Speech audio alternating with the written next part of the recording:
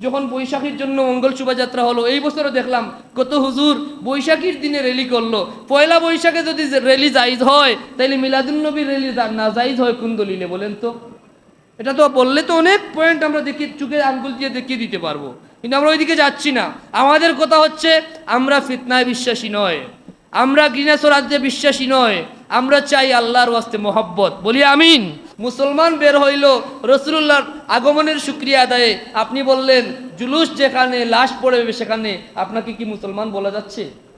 লাশ ফেলানো এটা কি মুসলমানের কাজ? আরেক মুসলমানের লাশ ফেলানো এটা কোনো মুসলমানের কাজ হতে পারে? কারণ কি? আপনারা ইসলাম কি এখনো বুঝতে পারেন নাই? ইমান কি এখনো আপনারা বুঝতে পারেন নাই?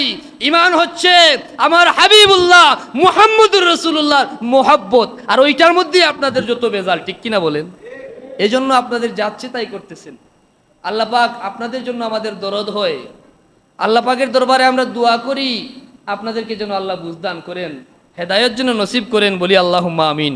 অনেকে বলে থাকেন তিনি কি হচ্ছেন, মিটাই হওয়ার চেষ্টা করবেন যে আমরা কারো বিরোধিতা করি না। বিরোধিতা করা এক কথা, আর অন্যায়ের প্রতিবাদ করা আরেক কথা। যখন কেউ হালালকে হারাম বলে ফেললো, যখন কেউ ন্যায়কে অন্যায় বলে ফেললো, মিলাদুন্নবীকে অন্যায় বলতেছে, শব্দ চয়ন দেখেন। অন্যায় আর ন্যায় যখন জাজ করা হয়, অন্যায়কারী দোষী না? অন্যায়টা কি হালাল হতে পারে? তাইলে অন্যায় বলা আর হারাম বলা প্রায় সিমিলার হয়ে গেল না? আপনি অন্যায় বলতেছেন, ওটা কোত্থেকে পেলেন ওই দলিল যেখানে হযরত আব্দুল্লাহ ইবনে আব্বাস রাদিয়াল্লাহু তাআলা আনহু রাইসুল মুফাসসিরিন, যাকে সমস্ত মুফাসসিরের রাইস বলা হয়, আল্লাহর হাবিবের চাচাতো ভাই, যার সম্পর্কে আল্লাহর নবী ইরশাদ করেছেন সমস্ত উম্মতের মধ্যে সবচেয়ে বেশি কোরআনের ইলম দেওয়া হয়েছে ইবনে আব্বাসের সিনায়। সুবহানাল্লাহ বলেন। সেই ইবনে আব্বাস রাদিয়াল্লাহু তাআলা আনহু জুমার দিনকে ঈদ বললেন, আরাফার দিনকে ঈদ বললেন। ইহুদির প্রশ্নে বলেন কি বলেন নাই? বলেছেন কি বলেন নাই? ঈদ জুমাকে বলেছেন, আরাফাকে ঈদ বলেছেন। আপনি কি তার থেকেও বড় হয়ে গেলেন? আপনি বললেন দুই ঈদের পরে আর কোনো ঈদ বলা অন্যায়? কথা বলেন। এখন আমরা যদি এই কথার প্রতিবাদ করি, আপনি বলতে পারেন অনেক কিছু, অসুবিধা নাই। আপনারা আমাদের কলিজায় হাত দিয়েন না। হাবিবুল্লাহ উনি হলেন আমাদের আত্মার আত্মীয়, আমার জীবনের চাইতে প্রিয়। উনার ব্যাপারে আপনি যাচ্ছে তাই বলবেন, এটা আমরা নীরব থাকতে পারবো না, কখনো না। প্রয়োজনে জীবন যাবে, নবীর মোহব্বত আমরা ছাড়তে পারবো না। দেখেন মিলাদুন্নবী সাল্লাল্লাহু আলাইহি ওয়াসাল্লামের ব্যাপারে এত বেশি বাড়াবাড়ি করার আমাদের কোনো সুযোগ নাই, প্রয়োজনও নাই। আমাদের চোখের সামনে দেখেছি যারা মিলাদপন্থী ছিল যুগে যুগে আল্লাহর ওলিরা, সর্বজন স্বীকৃত, সর্বজন শ্রদ্ধেয়, তাদের জীবন আমরা দেখেছি, তাদের ইন্তেকাল আমরা দেখেছি, ইন্তেকাল পরবর্তী ব্যাপার স্যাপার দেখেছি। এইগুলোই আমরা একটু ফিকির করলে আমাদের আইনুল ইয়াকিন হয়ে যাবে। যে আমাদের সিলেটে যদি দেখি শামসুল উলাম আল্লামা ফুলতলি সাহেব কিবলা ছিলেন কি ছিলেন না? আপনার অন্য ডিস্ট্রিক্টে যান, অন্য বিভাগে যান, বরিশাল বিভাগে যান, সরসিনা পীর সাহেব রাহিমাহুল্লাহ, বলেন নাই? চট্টগ্রামে যান। এইভাবে যারা মিলাদপন্থী ছিল তাদের হালটা আপনারা দেখেন, তাদের ব্যাপারে একটি খোঁজখবর নেন, তাইলে আপনাদের কাছে ক্লিয়ার হয়ে যাবে যে এটা তো মীমাংসিত বিষয়। শত শত বছর থেকে, হাজার বছর থেকে যে বিষয়টা মীমাংসিত এবং সর্বজন প্রায় ইমানদার স্বীকৃত, ওই বিষয় নিয়ে নতুন করে আবার ফিতনা করার তো কোনো সুযোগ নেই। আল্লাহ পাক আমাদের সবাইকে তৌফিক ভিক্ষা দান করুন। যেমন আমরা ঈদে মিলাদুন্নবী সাল্লাল্লাহু আলাইহি ওয়াসাল্লামকে আমরা ঈদ মনে করি, আমরা ইমানদার যারা, ঈদে মিলাদুন্নবীকে আমরা সকল ঈদের সেরা ঈদ বলে থাকি। আলহামদুলিল্লাহ বলেন। কারণ যদি আমার হাবিবুল্লাহর মিলাদ না হতো, ঈদ উল ফিতর আসতো না। যদি হাবিবুল্লাহর মিলাদ না হতো, ঈদ উল আজহা আসতো না। এজন্য আমরা মনে করি মিলাদুন্নবী সাল্লাল্লাহু আলাইহি ওয়াসাল্লাম হচ্ছে সবচাইতে বড় ঈদ, ঠিক কিনা বলেন? এর চাইতে বড় খুশির কোনো বিষয়, কোনো কারণ হতে পারে না। হাবিবুল্লাহ সাল্লাল্লাহু আলাইহি ওয়াসাল্লাম, হাবিবুল্লাহ সাল্লাল্লাহু আলাইহি ওয়াসাল্লাম, আমি বলে থাকি প্রায় যে আপনারা অনেকেই মানুষকে বঞ্চিত করার জন্য কি বলেন যে মিলাদুন্নবীর দলিল কি কোরআনে আছে? মিলাদুন্নবীর দলিল কি হাদিসে আছে? অবশ্যই আছে, অবশ্যই আছে। কিন্তু কথা পরিষ্কার, মিলাদুন্নবীর জন্য দলিল খুঁজতে হয় না, খুঁজতে হয় দিল। খুঁজতে হয় কি? যে দিলে আমার নবীর মোহব্বত আছে, ওই দিলের জন্য মিলাদুন্নবীর দলিলের প্রয়োজন নাই, ঠিক কিনা বলেন? যে দিলে নবীর মোহাব্বত আছে, আর মোহাব্বতের নামই হচ্ছে ঈমান। এটা ঈমানদারদের ঈদ। এটা কার ঈদ? ঈমানদারদের ঈদ। ঈদে মিলাদুন নবী সাল্লাল্লাহু আলাইহি ওয়াসাল্লামের দলিল আছে। ঈদ আল্লাহর নিয়ামতকে কেন্দ্র করে, নিয়ামত প্রাপ্তির দিনকে ঈদ বলার বিধান নতুন নয়, পূর্বেও ছিল, এখনো আছে, কিয়ামত পর্যন্ত থাকবে ইনশাআল্লাহ। ঠিক কিনা বলেন? আল্লাহর কোরআনে তার প্রমাণ। আল্লাহ পাক বলতেছেন হযরত ঈসা রূহুল্লাহর কথা। তিনি বললেন, রব্বানা আনজিল আলাইনা মাইদাতাম মিনাস সামাই তাকুনু লানা ঈদাল লিআউয়ালিনা ওয়া আখিরিনা ওয়া আয়াতাম মিনকা ওয়ারযুকনা ওয়া আনতা খায়রুর রাযিকিন। মেহেরবান মওলা, আপনি মেহেরবানি করে আসমান থেকে আমাদের জন্য রিজিকের ফয়সালা করুন, খাঞ্চা ভর্তি রিজিক পাঠিয়ে দিন। ওই রিজিক প্রাপ্তির দিনটাকে আমরা ঈদের দিন বানিয়ে দেব আমাদের জন্য, আমাদের পূর্ববর্তী এবং পরবর্তীদের জন্য। বলে সুবহানাল্লাহ। আমাদের জন্য, আমাদের পরেও যারা আসবে তাদের জন্য ওই দিনটা ঈদের দিন হয়ে যাবে। কেন? বলে যদি আপনি দোয়া কবুল করে রিজিকের খাঞ্চা পাঠান, আমাদের জন্য খাবার পাঠান, সহজ ভাষায়।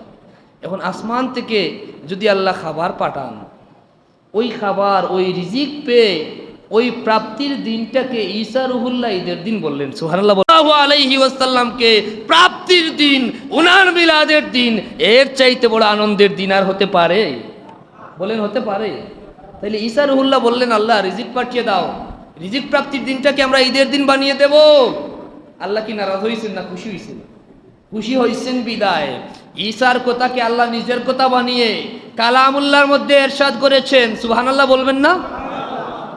ঈসা যেভাবে বলেছেন হুবহু ওই কথাটুকু আল্লাহ কোরআনে তুলে ধরেছেন। সুবহানাল্লাহ বলবেন না?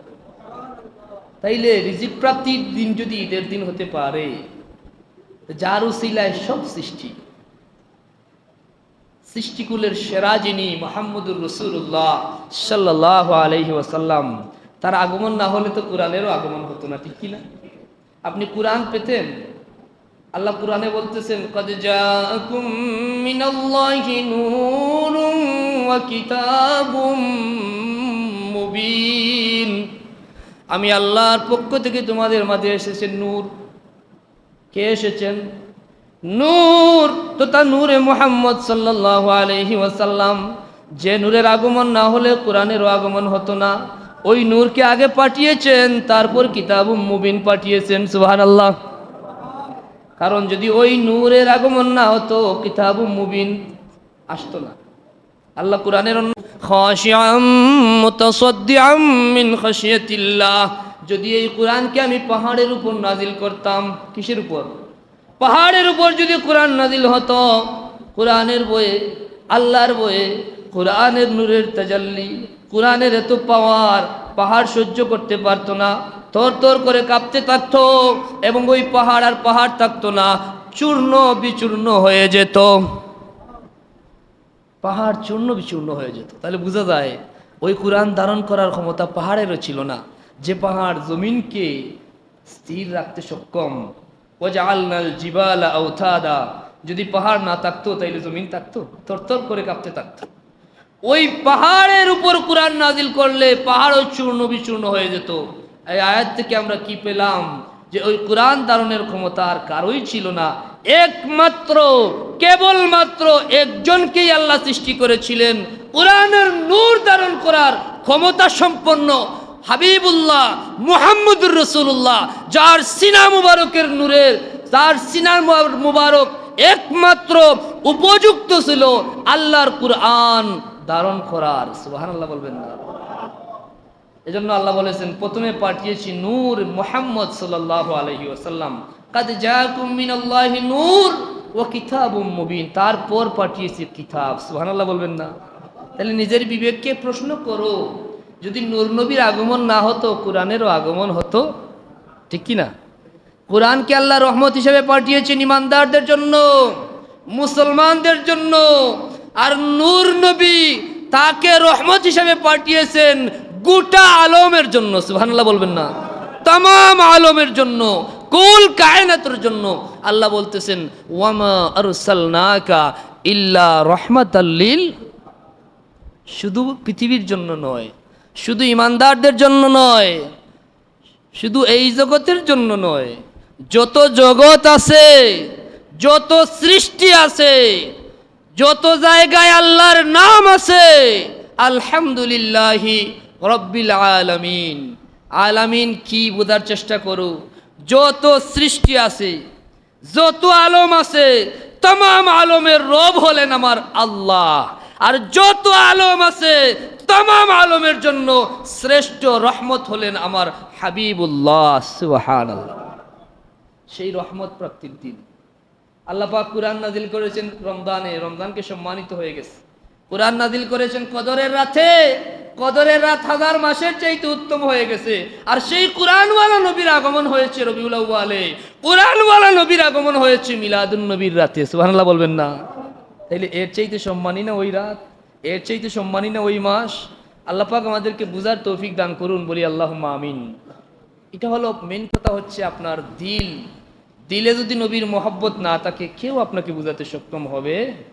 কারণ ওই মহব্বত দাতা হলেন একজন, তিনি কে? মহব্বত জোরপূর্বক হাসিল করা যায় না বাবা। মহব্বত আল্লাহর নিয়ামত, কারণ নবীর মহব্বতই হচ্ছে ঈমান। এটা আল্লাহর কাছ থেকে চেয়ে নিতে হয়, ওটার জন্য চেষ্টা করতে হয়। এই চেষ্টাগুলোর মধ্যে অন্যতম চেষ্টা হচ্ছে সব সময় হাবিবুল্লাহর জিকির করা, ঠিক কি না? এটা আল্লাহ শিখিয়ে দিয়েছেন। নামাজের মধ্যেও তার হাবিবের জিকির কি করছেন? অন্তর্ভুক্ত করেছেন। আযানেও করেছেন, একামতেও করেছেন, সকল ইবাদতে করেছেন, প্রকাশ্যে গোপনে, ফরজ, ওয়াজিব, সুন্নত, মুস্তাহাব, স্তরে স্তরে করেছেন। যেখানেই আল্লাহর নাম, সেখানেই হাবিবুল্লাহ মুহাম্মদুর রাসূলুল্লাহ সাল্লাল্লাহু আলাইহি ওয়াসাল্লাম। সেই নবীর আগমনকে উপলক্ষ করে ঈদ বললে আপনাদের এত গায়ে লাগে কেন? আমরাই তো দেখলাম, আপনারা কোনো সরকার চলে গেলে ওই দিনকে ঈদ মুবারক বলে পুষ্টাইলেন, করেন নাই? আপনার কোনো নেতা কারাগার থেকে মুক্তি পেয়েছেন, আপনি ঈদ মুবারক বলেছেন, প্রমাণ আছে না নাই? আর রাসূলুল্লাহর আগমন, ওইটাকে ঈদ বললে আপনার ফতোয়াবাদী চলে আসে। আপনার কি বিবেক একদম কি আপনার বিবেক ঘুমন্ত হয়ে গেল? কার জন্য, কার সাথে আপনি দুশ্মনী শুরু করলেন? হাবিবুল্লাহ সাল্লাল্লাহু আলাইহি ওয়াসাল্লাম, এর চাইতে বড় নিয়ামত আল্লাহর সৃষ্টির মধ্যে আর কিছু নাই। আর ওই নিয়ামতের শুকরগুজার না হলে আপনি কি রক্ষা পাবেন?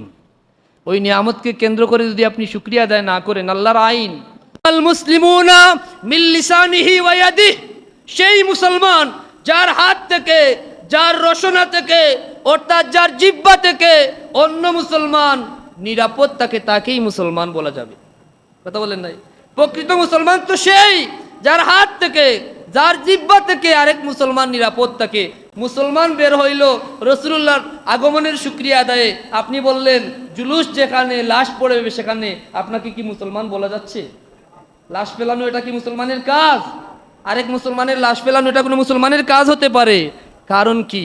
আপনারা ইসলাম কি এখনো বুঝতে পারেন নাই? ঈমান কি এখনো আপনারা বুঝতে পারেন নাই? ঈমান হচ্ছে আমার হাবিবুল্লাহ মুহাম্মদুর রাসূলুল্লাহর মুহাব্বত, আর ওইটার মধ্যেই আপনাদের যত বেজাল, ঠিক কিনা বলেন? এজন্য আপনাদের যাচ্ছে তাই করতেছেন। আল্লাহ পাক আপনাদের জন্য আমাদের দরদ হয়। আল্লাহ পাকের দরবারে আমরা দোয়া করি আপনাদেরকে যেন আল্লাহ বুঝদান করেন, হেদায়েত যেন নসিব করেন, বলি আল্লাহুম্মা আমিন। আর আমি প্রায় বলে থাকি বাবা, দিল হচ্ছে তিন ধরনের। কয় ধরনের?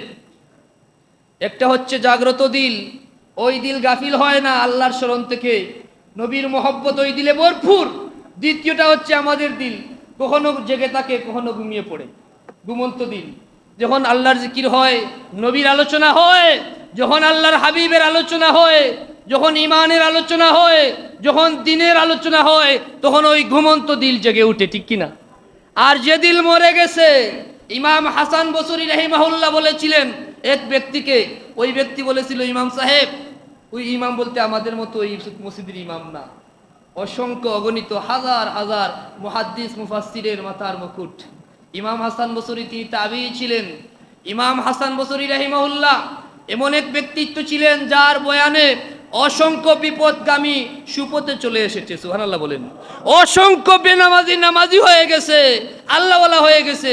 তাকে প্রশ্ন করেছিল যে আমি নিজের চোখে দেখলাম কত খারাপ লোক আপনার বয়ানে, কারণ আল্লাহওয়ালাদের কথায় আসর হয় কি হয় না, দিলের মধ্যে লাগে। আমাদের মতো বেআমলীদের কথা কতটুকু যাবে বোঝা যায় না, কিন্তু আল্লাহর ওলি যারা, আল্লাহর খাস বান্দা যারা, প্রকৃত ইমানদার মুত্তাকি যারা, তাদের কথাগুলো মানুষের দিলের মধ্যে পৌঁছায়, ঠিক কিনা? কারণ কথাগুলো বের হয় দিল থেকে, কথাগুলো বের হয় থেকে দিল থেকে, ওদের ইমান পরিপূর্ণ ইমান। এজন্য হাসান বসরি রাহিমাহুল্লাহর কথায়, আল্লাহওয়ালাদের কথায় অসংখ্য বিপদগামী সুপথে চলে এসেছে। ওই লোক বলল, ইমাম সাহেব, যে আপনার বয়ানে কত বেনামাজি নামাজি হয়ে গেল, কত খারাপ লোক ভালো হয়ে গেল। আমি দীর্ঘদিন থেকে আপনার মজলিসে বসি, আমার মধ্যে কোনো পরিবর্তন পরিলক্ষিত হয় না। তখন ইমাম সাহেব জবাব দিয়েছিলেন যে আল্লাহর বান্দা, আমাদের কাজ হচ্ছে ঘুমন্ত দিলকে জাগ্রত করা। যদি কোনো মানুষ ঘুমিয়ে পড়ে তাকে ডাক দিলে জেগে উঠে, কিন্তু যে মরে গেছে তাকে আর ডাকলে কাজ হবে? যার দিল মরে গেছে ওই দিল জিন্দা করার দায়িত্ব আমাদের কাছে নাই। এজন্য আমরা বলি, মিলাদুন নবীর জন্য আমরা জোর জবরদস্তি করি না, নবীর মহব্বতের জন্য জোর জবরদস্তিটা আমাদের কাজ না। আমাদের কাজ হচ্ছে ঘুমন্তকে জাগ্রত করা। যে মরে গেছে কিংবা যে ট্যাবলেট খেয়ে ঘুমিয়ে পড়েছে তাকে জাগ্রত করা সম্ভব নয়। ট্যাবলেটের মধ্যে তফাৎ আছে না? ইনজেকশন দিয়ে ঘুম পাতানো যায় না? যায় তো। তখন কি আপনি ডাকলে কাজ হবে? তো কেউ ট্যাবলেট খেয়েছে, কোন ট্যাবলেট এটা তো আপনারা বুঝতেই পারতেছেন। ওই সকল লোকের দায়িত্ব আমাদের না। আমাদের কাজ হচ্ছে, আমাদের অনুরোধ হচ্ছে, আমরা নবীকে মহব্বত করি। আপনারা করেন না, কতটুকু করেন এটা আপনার ব্যাপার। আপনার কবরে আপনি যাবেন, আমার কবরে আমি যাব। ওই জায়গায় তো আপনি আমারটাই যাবেন না আর আপনারটাই আমি যাব না। ওখানে জিজ্ঞাসা করা হবে, মার রব্বুকা ওয়ামা দীনুকা ওয়ামান হাজার রাজুল, তখন বোঝা যাবে, ঠিক কিনা? কিন্তু ব্যাপার হচ্ছে, কথা পরিষ্কার, আমাদেরকে আপনারা দুঃখা দেওয়ার চেষ্টা করবেন না। ওই অধিকার আপনার নাই, আমাকে বাধা দেওয়ার অধিকার নাই। এটা কোনো ইমানদারের কাজ হতে পারে না। যে কাজে নবীর মহব্বত বাড়ে ওই কাজ পারলে বেশি করবেন, উৎসাহিত করবেন।